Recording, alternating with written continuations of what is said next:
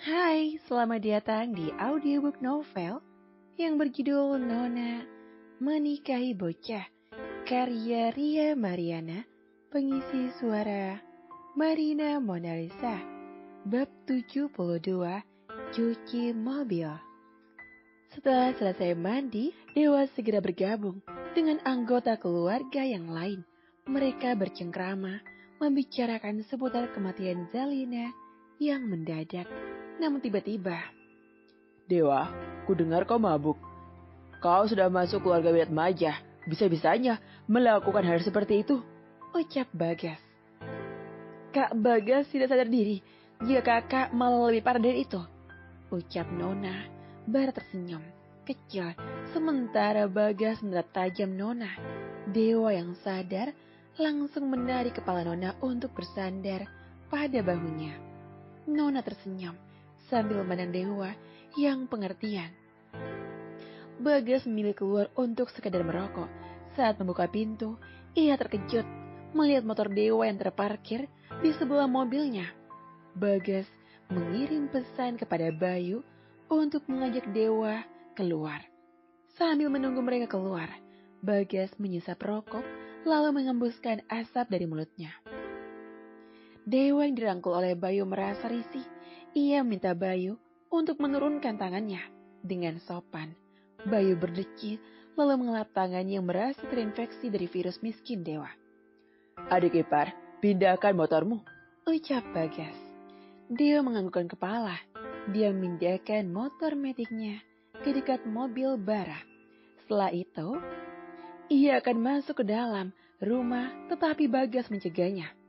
Ku dengar kau suka membersihkan mobil Bara dan Bara memberimu upah.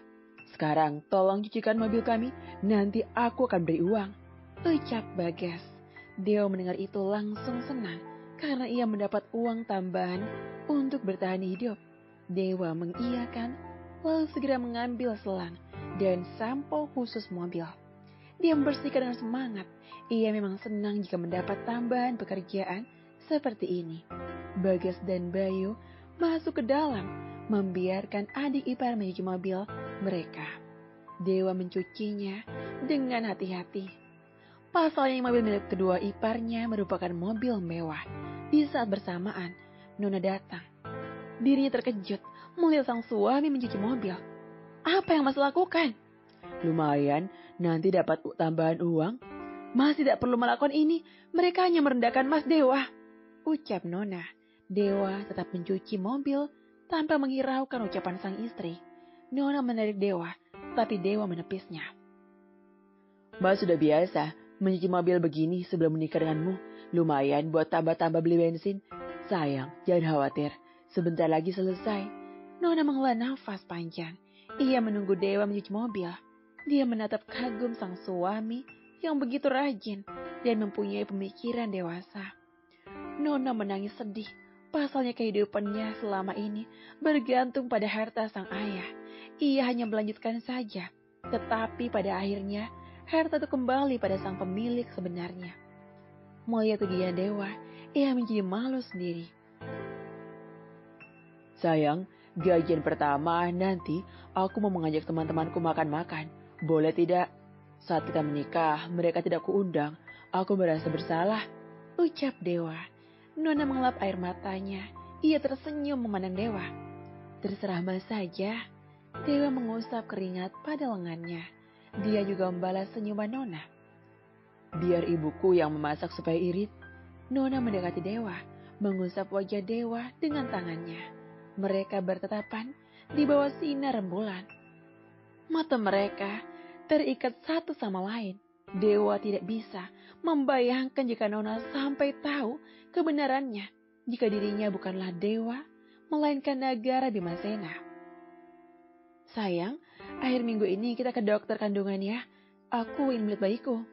Baik, aku juga tidak sabar bagaimana ya wajahnya saat sudah lahir nanti. Pasti bule sepertimu. Dia melanjutkan pekerjaannya yang sempat ia tinggal bermesra-mesraan. Nona tetap menunggunya sampai selesai. Beberapa menit kemudian, akhirnya selesai juga. Dewa membereskan selang dan tidak lupa menggulungnya. Bagas keluar dan melihat mobilnya sangat bersih. Dia mengambil uang di dompetnya, lalu melemparnya tepat di bawah kaki Dewa. Hanya uang 20.000 yang didapat oleh Dewa. Itu uang juga untuk membayar mobil Bayu. Jadi kau tidak usah minta uang padanya lagi, ucap Bagas. Nona merasa tidak terima karena sang suami dikerjai oleh Bagas. Nona sempat adu mulut dengan kakak iparnya itu, tetapi Dewa melerai mereka.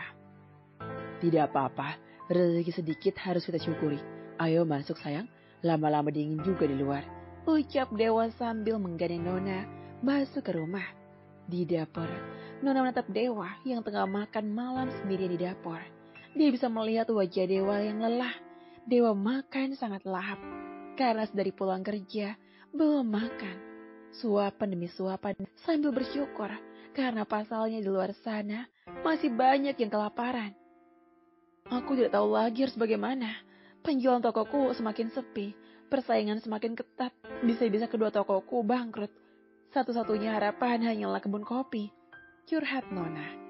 Maaf, Mas tidak bisa membantumu banyak. Mas tidak bisa apa-apa. Nona tersenyum kecil. Ia menggenggam tangan Dewa. Melihat usahamu sekarang, pasti suatu saat Mas akan menjadi sukses. Doakan sayang, I love you. Dewa memutuskan pulang dari rumah Bara setelah menyelesaikan makan malamnya. Dia memakai helm dan sudah naik ke atas motor. Bara menyuruh Dewa untuk menginap seperti kemarin, tetapi dirinya menolak karena beralasan seragam kerjanya yang bersih ada di rumah Nona. Bara membisikkan sesuatu di telinga Dewa, tetapi tangannya menyelipkan sejumlah uang untuk Dewa. Jangan menolak, ucap Bara. Kak, aku bukan pengemis. Siapa yang menganggapku seperti itu? Itu untuk jajan, jawab Bara. Dia beruntung memiliki kakak ipar yang sebaik seperti Bara. Dia berjanji akan membalas kebaikan Bara selama ini. Ya sudah, aku pulang dulu sayang. Kak Bara. Hati-hati Mas, jawab Nona. Hati-hati Dewa, jawab Bara. Dia melajukan motornya meninggalkan rumah Bara. Dia segera menuju ke rumah sakit tempat sang kakek dirawat. Setelah sampai di jalan raya, sebuah mobil mewah mengklaksonnya. Dewa menepikan motornya. Tuan Nagara, mari saya antar, ucap Zian. Dewa melepas helmnya. Ia menggelengkan kepala. Aku bisa ke sana sendiri.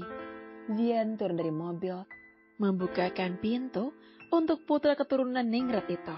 Dewa menengus kesah, susah sekali mengatakan kepada Zian. Pada akhirnya Dewa mengalah. Zian menyuruh orang lain untuk membawakan motor Dewa. Dan Dewa masuk ke dalam mobil yang jauh lebih mewah dari milik Bara, Bagas maupun Bayu.